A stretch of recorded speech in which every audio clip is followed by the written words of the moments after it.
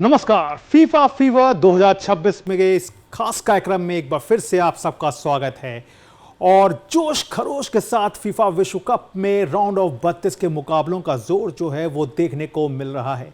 जैसे जैसे मुकाबले आगे बढ़ते जा रहे हैं वैसे वैसे उलटफेर की नई नई कहानियां भी जो है वो निकल कर सामने आ रही हैं। तो आज के इस खास अंक में हम उस कहानियों को जानेंगे कि किस तरह से जर्मनी के साथ किस टीम ने उलटफेर कर दिया।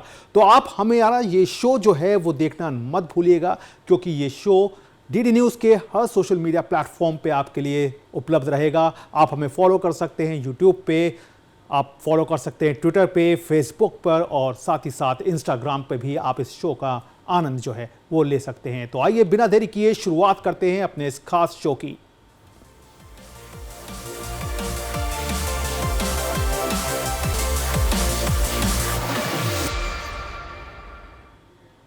तो सबसे पहले बात करेंगे जो मुकाबला कल रात खेला गया। जी हां, कल रात को मुकाबला हुआ ब्राजील और जापान के बीच। राउंड ऑफ 32 में 5 बार की चैंपियन ब्राजील का सामना जापान से हुआ। मुकाबले में दोनों ही टीमों की ओर से बेहतरीन खेल दिखाया गया। हालांकि ब्राजील की टीम एक बार फिर अपने पुराने खेल से दूर दिखाई दी। ब्राजील ने 2-1 से मुकाबले को जीता। ब्राजील की इस जीत में गैब्रियल मार्टिनेली जीत के हीरो रहे। मार्टिनेली ने इंजरी टाइम में गोल किया। ब्राजील की टीम अब अंतिम 16 में नॉर्वे या फिर आइवरी कोस्ट से भिड़ेगी। मुकाबले की बात करें तो जापान ने आक्रामक खेल दिखाया और 29वें मिनट में गोल किया। तो अंतिम 16 में या तो नॉर्वे या आइवरी कोस्ट से टीम की भिड़ंत हो सकती है।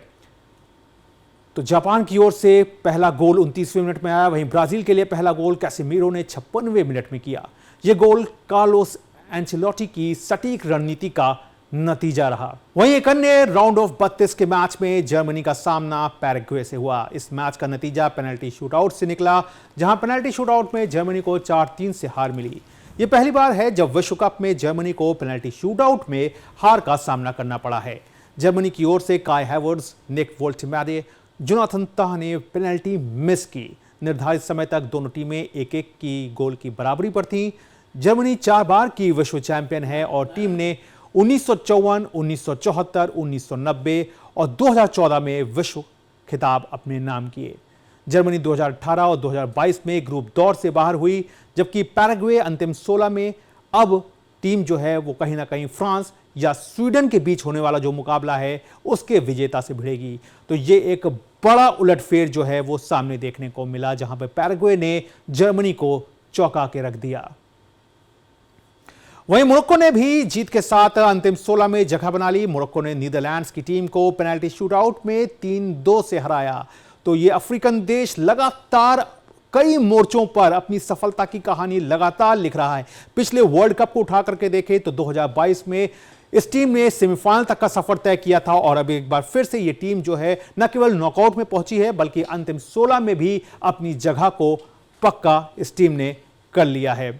तो जाहिर तौर पर अब देखना होगा कि किस तरह से अब आने वाले जो मुकाबले हैं उन पे भी कहीं ना कहीं नजर रहेगी। लेकिन सबसे पहले इस मुकाबलों पर जानेंगे और इस बात को जानेंगे कि किस तरह से ये जो जीत तय की है इन टीमों ने उसकी क्या कुछ खासियत रही है।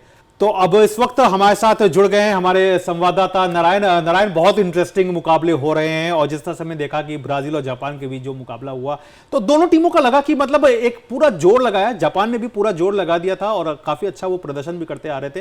तो जीत मिली है ब्राजील को, लेकिन एक कह सकते हैं कि एक कंफर्टेबल जीत है, या इस जीत को वो कहेंगे कि हाँ थोड़ा सेटिस्फैक्शन दिखेगा, क्योंकि लास्ट मोमेंट पे आकर के जिस तरह सेकंड हाफ में कार्लोस एंचेलोटी का रोल दिखा और वहां से चीजें सही गई। गौरव, अगर आज के दिन की बात करें तो फुटबॉल विश्व कप के इतिहास का सबसे बड़ा नॉकआउट डे का ये एक अपसेट कह सकते हैं हम, क्योंकि अगर देखिए जापान और ब्राज़ील वाला मैच देखिए, अगर अंतिम क्षणों में अगर मार्टिनेली गोल नहीं करते तो आज 3 बड़े अपसेट हो जाते विश्व कप के इतिहास में। लेकिन ब्राज़ील वाले मैच की बात करें तो जिस तरह से ब्राज़ील हम जानते हैं कि 5 टाइम वर्ल्ड चैंपियन है, लेकिन वो रंग अभी तक टूर्नामेंट में दिखा नहीं। अगर पहला मैच की बात करें, मोरक्को एक स्ट्रॉन्ग टीम थी, वहाँ उन्होंने ड्रॉ खेला और उसके बाद उन्होंने हेती को एक अच्छे मार्जिन से हराया, फिर स्कॉटलैंड को, और आज उनका रियल टेस्ट था। जापान की टीम जानते हैं कि एशिया की नंबर 1 टीम है अगर रैंकिंग की बात करें और फुटबॉल की बात करें, तो कहीं ना कहीं पहले हाफ में अगर जहां पर जापान ने गोल किया तो उसके बाद एक प्रेशर था सेकंड हाफ में ब्राज़ील के लिए, क्योंकि उसके बाद जापान था वो उस गोल को डीप डिफेंड कर रहा था। वो सोच रहे थे कि इसके बाद थोड़ा डिफेंड करें, यहीं पर ब्राज़ील को रोके, लेकिन ब्राज़ील की जैसी टीम के साथ ऐसा नहीं कर सकते। और जिस तरह से कैसेमीरो ने पहला गोल दबा, प्रेशर ईज ऑफ किया, लेकिन क्रेडिट जाता है सबसे ज़्यादा उनके कोच कार्लो एंचेलोटी को। और उन्होंने दिखाया कि वो दुनिया के सबसे बड़े कोच क्यों हैं। 5 बार चैंपियंस लीग वो जीत चुके हैं। और उसके बाद अगर देखिए तो जो टैक्टिकल चेंज किए उन्होंने, जो 46वें मिनट में उन्होंने एंड्रिक को लाए और जो पैकेट हैं उनको उन्होंने विड्रॉ किया, और वहीं पर उन्होंने मिडफील्ड में थोड़े से चेंज किए, और उसके बाद जो 66वें मिनट में वो मार्टिनेली को लाए, तो वो सबसे बड़ा मास्टर स्ट्रोक था। और उन्होंने उनको बीच में रखा और उन्होंने अंतिम क्षणों में गोल करके भी दिखाया। तो कहीं ना कहीं ये एक टैक्टिकल मास्टर क्लास था कोच कार्लो एंचेलोटी का। उसकी वजह से ब्राजील यहाँ पर अगले राउंड में दिख रही, नहीं तो एक और अपसेट हो गया था। बिल्कुल, एक और अपसेट हो गया होता। और अब एक जो अपसेट सबसे बड़ा हुआ है वर्ल्ड कप का, जर्मनी पैराग्वे, क्या कहेंगे? पैराग्वे, जर्मनी ने काफी हद तक कंट्रोल रखा और पिछले मैचेस भी देखे, इक्वाडोर से उन्हें हार मिली, लेकिन अगर पूरा उनका परफॉर्मेंस इस वर्ल्ड कप में देखे, इतना बुरा नहीं खेले थे कि वो राउंड ऑफ 16 में भी जगह ना बना पाए। क्या गलत हुआ आपकी नजर में? जी बिल्कुल, जर्मनी ने खराब फुटबॉल नहीं खेली, अच्छा फुटबॉल खेला। अगर देखिए किस तरह से उन्होंने ग्रुप मैच में कुछ बड़े मैचेस जीते, बड़े अंतराल से जीते, लेकिन गौरव देखिए ना, ब्राज़ील जर्मनी के साथ दिक्कत क्या हुई। जर्मनी बहुत ही, अगर उनका फुटबॉल इतिहास देखा जाए तो 4 बार की विश्व विजेता है, लेकिन जो पैराग्वे की टीम है ना, वो 2 लाइन डिफेंस सिस्टम पे काम करती है, जो एक डिफेंस सिस्टम पे काम करती है, और काफ़ी डिसिप्लिन उन्होंने अपने डिफेंसिव सिस्टम को रखा, उसको उन्होंने कहीं तोड़ा नहीं। वो सबसे बड़ी उनकी खास बात रही, उस डिफेंसिव सिस्टम को ना तोड़ना। तो कहीं ना कहीं जो उनके जो क्रिएटिव प्लेयर थे जर्मनी के, चाहे वो काई हावर्ट्ज़ हो, काई हावर्ट्ज़ ने भले ही गोल किया हो, चाहे वो फ्लोरेंट विर्ट्ज़ रहे हों, चाहे वो मुसेला रहे हों, तो कहीं ना कहीं उन प्लेयर्स को उन्होंने स्पेस नहीं दिया, और जो लो शॉट्स पे वो खेलते रहे और जो उनके डिफेंस को वो तोड़ नहीं पाए। कहीं ना कहीं जर्मनी की ये एक कह सकते हैं कि एक टैक्टिकल मिस्टेक भी रही। जिस तरह से उनके जो कोच हैं नागल्समैन, उन्होंने जो स्टार्ट देना चाहिए था जमाल मुसाइला को देना चाहिए था, जबकि उन्होंने उसको स्टार्ट नहीं दिया। हम जानते हैं कि अहम मैचों में वो क्या कर सकते हैं, लेकिन कुल मिलाकर आप देखिए तो जर्मनी कहीं ना कहीं उनको सोचना पड़ेगा, उनको एक नए सिस्टम के साथ आना पड़ेगा, क्योंकि पिछले 3 इस विश्व कप को मिलाकर 3 विश्व कप में 2018 में वो पहले राउंड में ग्रुप स्टेज में एग्जिट हो गए थे, 2022 में, और यहाँ पर राउंड ऑफ 32 में, इसलिए क्योंकि ये एक्सपेंडेड वर्ल्ड कप है, इसमें एक्स्ट्रा राउंड ऑफ 32 जुड़ा है। तो मुश्किल रहा है आगे के लिए जर्मनी के लिए, बिल्कुल मुश्किल रहा है। और आइए जल्दी से अब इसको भी जान लेते हैं कि किस तरह से मोरक्को का जो आज सामना हुआ नीदरलैंड से, और लास्ट मोमेंट पे आकर उन्होंने गोल किया, बराबरी पर लाए खुद को, और फिर वहां से एक्स्ट्रा टाइम में गया, और फिर पेनल्टी शूटआउट में देखा किस तरह से नतीजा निकला, मोरक्को विजयी होकर गया। तो मान सकते हैं कि ये टीम जो है मोरक्को, मतलब एक जो होता है ना दबावपूर्ण स्थिति आपको दिख रहा होता है कि टाइम जो है वो आपके पास है नहीं, लास्ट मोमेंट पे आप हेडर के माध्यम से जो गोल शानदार तरीके से हुआ, वो इनकी एक मेंटल स्ट्रेंथनेस को भी दिखाता है, और फिजिकली काफ़ी मजबूत हैं। तो आप क्या मानते हैं कि 2014 में जो टीम 82वीं रैंकिंग में थी, वो 12 साल बाद आज 7th रैंकिंग में पहुंची है, क्या इन्होंने अपने अंदर एक स्फूर्ति लाया, किस तरह से अपने इंप्रूवमेंट किया इन्होंने?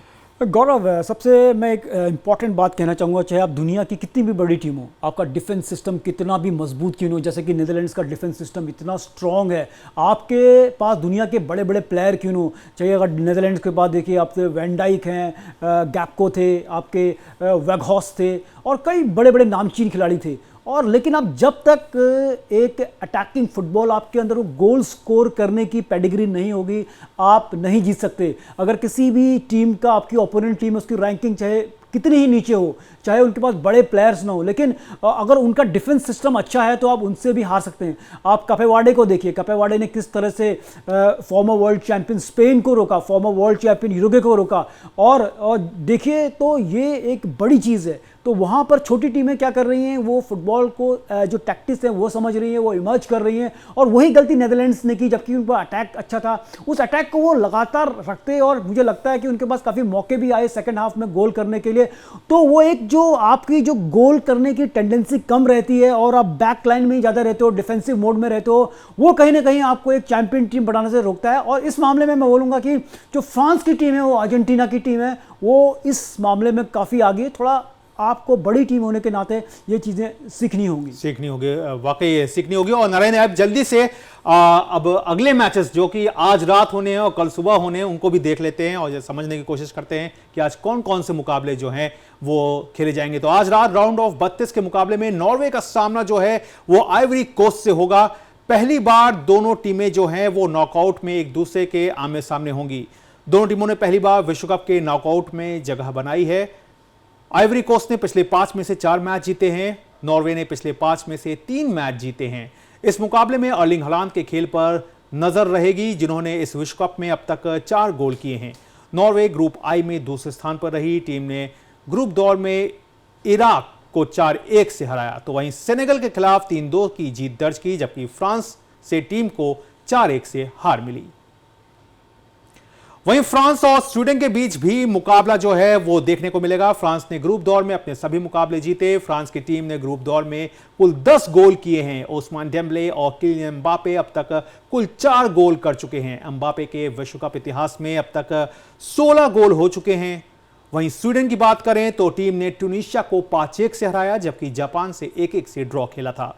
वहीं नीदरलैंड्स के खिलाफ टीम को हार मिली थी। उधर मेजबान मैक्सिको की टीम भी आज रंग में दिखेगी, यानी कि कल जो मुकाबला होगा बुधवार को ये टीम खेलेगी। टीम अपने घरेलू ग्राउंड पर इक्वाडोर से भिड़ेगी। मैक्सिको ने ग्रुप दौर में दक्षिण अफ्रीका, दक्षिण कोरिया और चेक गणराज्य को हराया। मैक्सिको ने ग्रुप राउंड में अब तक 6 गोल किए हैं, जबकि टीम के खिलाफ अब तक एक भी गोल नहीं हुआ है। वहीं इक्वाडोर के भी हौसले बुलंद हैं। टीम ने 4 बार की चैंपियन जर्मनी को हराया है। मैक्सिको की ताकत एकजुट होकर डिफेंड करना है। वहीं इक्वाडोर का भी डिफेंस बेहतरीन माना जाता है। इक्वाडोर ने पिछले मैच में अपने डिफेंस के साथ साथ अटैक में भी खुद को माहिर साबित किया था और जर्मनी की टीम को चौंका दिया था। तो एक बार फिर से अपने संवाददाता नारायण से एक बार जान लेते हैं। नारायण, मुकाबले अब बहुत बेहतरीन अब शुरू हो चुके हैं, तो नॉर्वे के इस मुकाबले को किस तरह देखते हैं? कहते हैं आपको लगता है आइवरी कोस्ट थोड़ा डाउन रहेगा? आइवरी कोस्ट, नॉर्वे जिस तरह से अभी परफॉर्मेंस दिख रहा है, हालांकि अगर पिछला मुकाबला छोड़ दें फ्रांस के खिलाफ। फ्रांस के खिलाफ गौरव, उन्होंने टीम ने काफ़ी चेंजेस किए थे। कोचेस ने 8 खिलाड़ियों को या 10 खिलाड़ियों को उन्होंने रेस्ट दिया था। अर्लिंग हालैंड उसमें नहीं खेले थे, मार्टिन ऑडेगार्ड भी शायद उसमें नहीं थे। तो कुल मिलाकर वो अपनी टीम को रेस्ट दे रहे थे, क्योंकि ये रेस्ट दे रहे थे या फिर कोशिश ये थी कि ग्रुपिंग सेटिंग को मुकाबला हार जाए और सेकंड पोजीशन पे आए और फिर उस हिसाब से टीमें सामने हो अंतिम 16? कुछ इस तरह का भी होता है क्या? नहीं, ऐसा होता है। ऐसा पहले हुआ था 1986 में, जिसे बोलते हैं द डिसग्रेस ऑफ गिजों, जब अल्जीरिया की टीम और ऑस्ट्रेलिया की टीम खेल रही थी। तो जर्मनी और ऑस्ट्रेलिया का टीम का मैच था। उन्होंने उस मुकाबले में जो था कि अपनी ही कॉन्टिनेंट की टीम को आगे करने के लिए जो फिक्स स्कोर लाइन था उसी से उन्होंने स्कोर किया। लेकिन इधर की बात करें तो बहुत अच्छी टीम है नॉर्वे की। उनके जो खिलाड़ी अर्लिंग हालैंड जो मैन सिटी के लिए खेलते हैं, दुनिया के सर्वश्रेष्ठ स्ट्राइकर हैं और लगातार गोल करते हैं। तो कहीं ना कहीं जो उनकी गोल स्कोरिंग स्प्री है बहुत स्ट्रांग है। तो शायद आइवरी कोस्ट के लिए मुश्किल हो सकता है, क्योंकि सभी जानते हैं कि कितने बड़े खिलाड़ी हैं अर्लिंग हालैंड। बिल्कुल। और अगला मुकाबला जो रहेगा वो फ्रांस और स्वीडन के बीच रहेगा, तो उसके बाद भी जरूर पड़ती है। तो क्या लगता है कि आपको फ्रांस जिस तरह इस समय लय में दिख रही है टीम, 2 बेहतरीन खिलाड़ी हमारे सामने ही हैं, तो स्वीडन को मतलब अब आप किस तरह से देखते हैं? क्योंकि टीम का डिफेंस हालांकि काफ़ी अच्छा माना जाता है। देखिए, इस मुकाबले की बात करें तो फ्रांस जो टीम है इस वर्ल्ड कप की, जो मुझे लगता है अगर प्लेयर टू प्लेयर आप देखें, सबसे सर्वश्रेष्ठ टीम है। अगर उनके अटैक आप देख लें तो उसमें ओस्मान डेम्बेले जिन्होंने कि ग्रुप मैच में हैट्रिक मारी थी, और वहीं किलियन एम्बापे जो अभी जो गोल्डन बूट की रेस होती है उसमें भी वो लीड कर रहे हैं, मेसी से पीछे हैं। तो जो उनका अटैक अगर आप देखिए ना, उसमें ओस्मान डेम्बेले हैं, किलियन एम्बापे हैं, डिज़ायर डो हैं, एक माइकल ओलीज है। सो दुनिया का सबसे बेहतरीन अटैक अगर इस समय किसी के पास है तो वो फ्रांस की टीम है। अगर आप मिडफील्ड में जाते हैं तो ऑलारिन चोमेनी जो रियल मैड्रिड के लिए खेलते हैं वो हैं, और डिफेंस भी उनका शानदार है। और इस वर्ल्ड कप की सबसे कोई फैंटास्टिक टीम है, सभी डिपार्टमेंट में सबसे स्ट्रॉन्ग है, तो वो फ्रांस की टीम है। और अटैकिंग गेम खेलती है, फ्लेयर के साथ खेलती है, तो किसी भी डिफेंस को भेदने में सक्षम है। तो मुझे नहीं लगता कि फ्रांस अगर उनका of day in the office होगा, अगर उस दिन का दिन खराब होगा, तभी उनको कोई हरा सकती है। नहीं तो इस टीम को हराना लगभग मुझे लगता है कि काफ़ी मुश्किल होगा किसी भी टीम के लिए। बिल्कुल, काफ़ी मुश्किल होगा। और अब जो मुकाबला सुबह खेला जाएगा कल सुबह 6:30 बजे, मैक्सिको की टीम मेज़बान होने के नाते एक बार फिर से लग रहा है कि पूरे रंग में दिखेगी।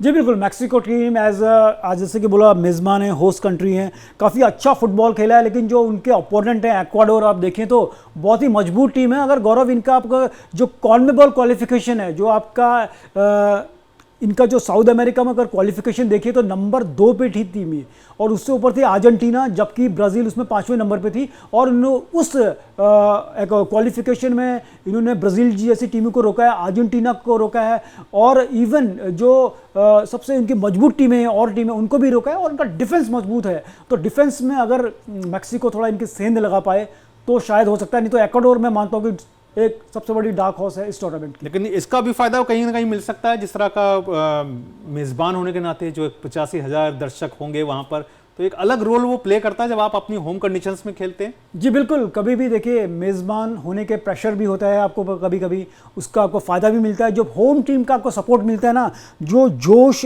खिलाड़ियों में आता है क्रूशियल मोमेंट पे, वो जोश कभी कभी इतना होता है कि वो अपोनेंट्स को बहा के ले जाता है। तो फायदा रहेगा और प्रेशर भी रहेगा कि होम कंडीशंस में खेल रहे हैं। बिल्कुल नारायण, आपने अपना कीमती समय दिया और जो बातें बताई हैं, शायद हमारे दर्शक भी इस बात को बहुत अच्छे तरीके से समझेंगे कि कौन सी टीम जो है वो खिताब के कितने करीब पहुंच सकती है और क्यों पहुंच सकती है। तो जाहिर तौर पर ये मुकाबले जो हैं वो अपने आप में सफलता की नई कहानी लिख रहे हैं, लेकिन अब जो मुकाबले होंगे वहां पर बड़ी टीमों की साख भी जो है कहीं ना कहीं दांव पर होगी। तो आप कहीं मत जाइएगा, क्योंकि ये एक प्लेटफॉर्म है जहां से आपको हर खबर फुटबॉल विश्व कप से जुड़ी हुई हमारे हर प्लेटफॉर्म यानी हर सोशल मीडिया प्लेटफॉर्म पे आपके लिए उपलब्ध रहेगी। तो एक बार फिर से हम आपको याद दिला देते हैं कि आप इस कार्यक्रम को YouTube पे, Facebook पे, Twitter पे और कह सकते हैं Instagram पर फॉलो कर सकते हैं, हमें देख सकते हैं और जो भी आपके सुझाव हैं वो हमें दे सकते हैं।